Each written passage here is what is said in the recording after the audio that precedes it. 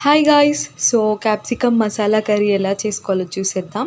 So, first ఒక కడాయిలో పల్లీలు కొన్ని, ధనియాలు కొన్ని, జీలకర్ర, ఎండుమిర్చి, వెల్లుల్లి ఇవన్నీ డ్రై రోస్ట్ చేసుకోవాలి.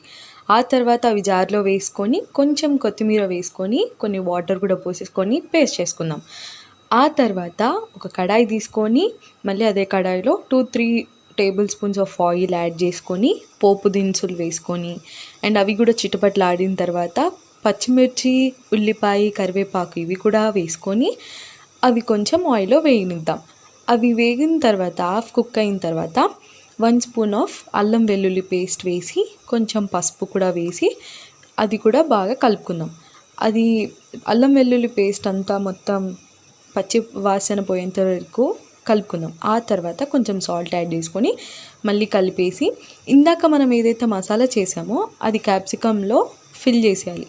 అవి అన్నీ మళ్ళీ దీంట్లో వేసేసుకొని వీటిని కూడా కొంచెం ఆయిల్‌లో వేగనించాలి.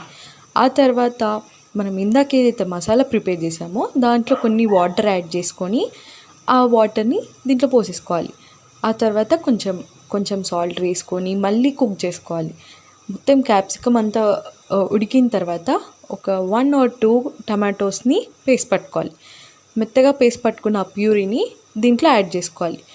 దీంట్లో యాడ్ చేసుకొని మళ్ళీ మూత పెట్టుకొని మళ్ళీ అది బాగా బాయిల్ అయిన తర్వాత నెక్స్ట్ 1 ఆర్ 2 స్పూన్స్ ఆఫ్ కారంని కూడా వేసేసుకొని అది కూడా బాగా కుక్ చేసుకోవాలి.